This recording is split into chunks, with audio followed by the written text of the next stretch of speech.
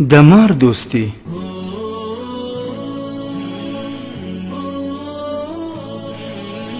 وایي چې په هند کې یوې ښځې کور ته د مار بچی راوړی و. دې به هر وخت خواړه ورکول او پاله یې.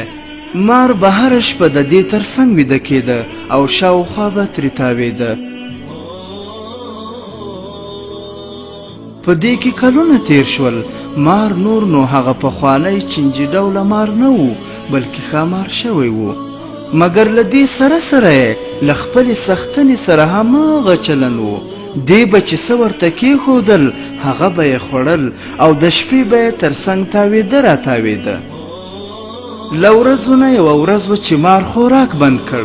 یوه ورځ تېره شوه، 2 ورځې تېرې شوې، 1 اونۍ تېره شوه او 100 اونۍ تېرې شوې، مګر مار څه شی نه خوړل. ښځه اندېښمنه شوه او مار یې په یوه غټ پیټار کې واچاوه او د حیواناتو ډاکټر ته یې وروړ. ډاکټر ته چې یې ټول نقل وکړ، ډاکټر ترې وپوښتل چې مار دې اوس هم د شپې په څنګ کې څملي او چې ته ویده یې شاوخوا ته دې ګرځي؟ هغې ورته وویل چې هو، هره شپه مې شاوخوا ته ګرځي چې ځان راپورې ګرم کړي. په دې کې ډاکټر وخندل او ویې ویل دا مار چې اوس یې اوږدوالی 4 متره ته رسېدلی او دا 100 اونۍ یې څه شی نه دی خوړلی، مګر د شپې دې هماغسې شاوخوا تاویږي. اصلا ناروغ نه دی، بلکې ستا د خوړلو لپاره ځان چمتو کوي. هره شپه دې شاوخوا ته له مینې نه تاویږي، بلکې هره شپه دې بدن له خپل بدن سره پرتله کوي چې دا معلومه کړي چې روغه دې تېروی شي که نه.